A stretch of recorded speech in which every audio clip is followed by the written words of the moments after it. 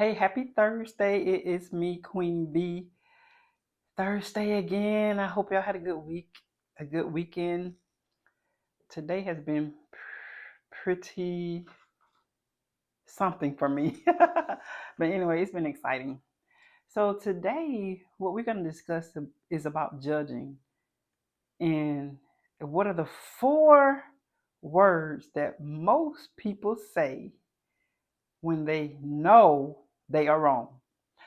You can't judge me. You can't judge me. Why are you judging me?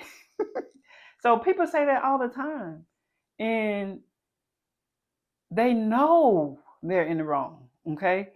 And then there are some Christians that say, we can't judge somebody else, what somebody else is doing. They're going to have to answer to God for themselves. That's true. They are going to have to answer to God. But we have a responsibility as Christians to point someone in the right direction. Now, they may not want to hear it, and they may be upset, but they will always remember it. I tell you what, they will remember it.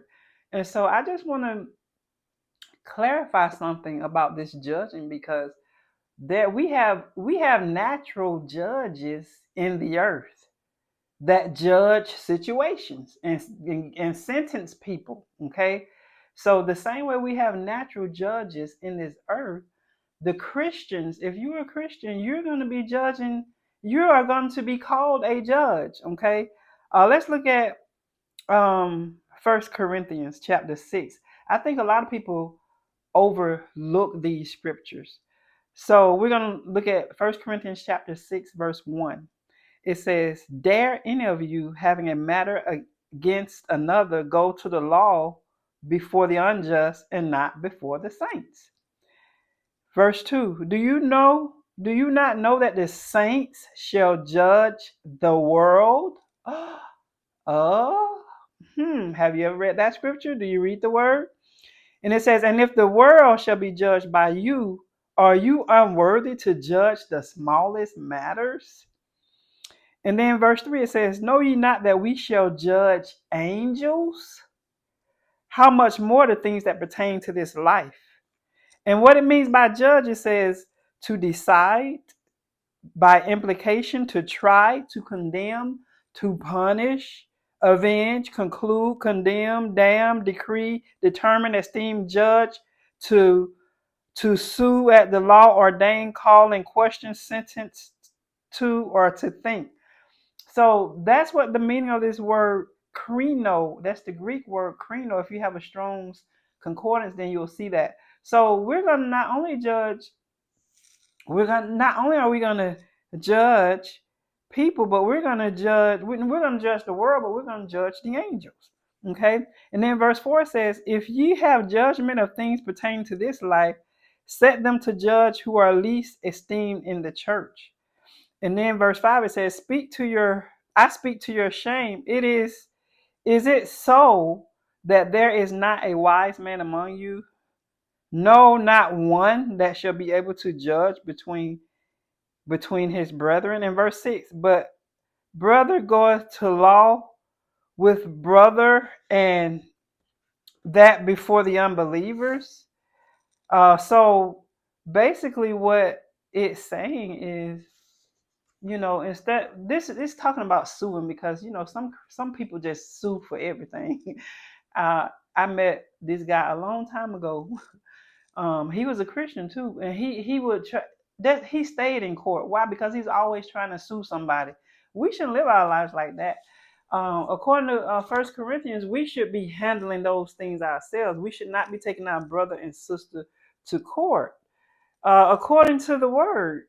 And so some people, even Christians, some Christians just, they gonna do that anyway. They always looking to sue somebody and stuff like that.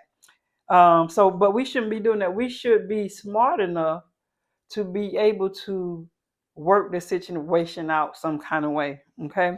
And so we are called to judge. But also, that scripture that I was talking about, well, what I said earlier about some Christians saying that we can't, judge people, they're going to have to answer to God. But if we see someone going wrong, we're supposed to let them know. that, especially if God lays on us and say, "Hey," and we know it's wrong and we see they're doing that and it has been revealed to us. Sometimes God will have us to pray first and then go to that person. But there's a way to do it in love at the right time, um, in love and at the right time. And so, according to James, it says, brethren, James chapter 5, verse 19 says, brethren, if any of you err from the truth and one convert him, verse 20, let him know that he which converteth the sinner from the error of his way shall save a soul from death and shall hide a multitude of sins. So we do have the ability to turn someone away from the error of their way. We can't just ignore it and say, well, they're just going to have to deal with God. No, when we have the opportunity, and that, especially when that person is open to us, then we have to let them know, hey, what you're doing is wrong.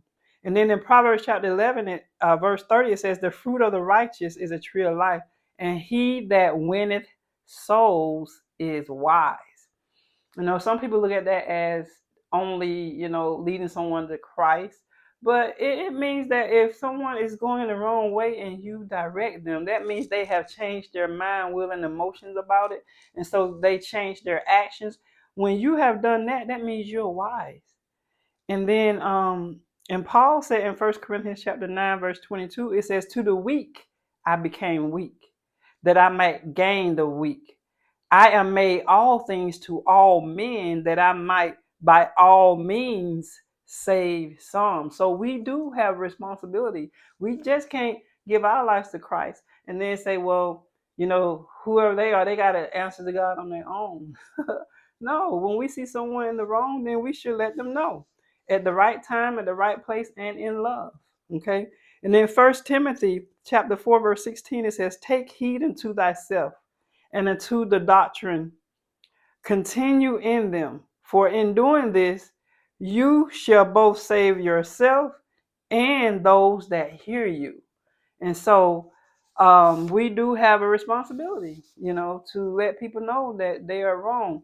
Wrong is wrong, right is right. We cannot say, well, God will deal with that. No, if God give us the opportunity to minister to someone, then we need to minister to that person and let them know, that they're wrong. Some people don't know they're wrong because they haven't been taught any other way.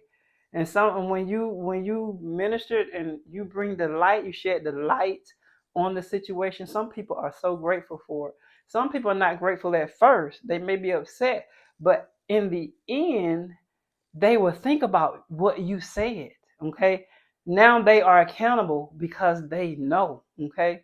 And so that's all I want to say. So when you hear somebody saying you can't judge me, oh yes, we can. Look at 1 Corinthians chapter 6. Look at James chapter 5, verse 19 and 20, Proverbs 11 and 30.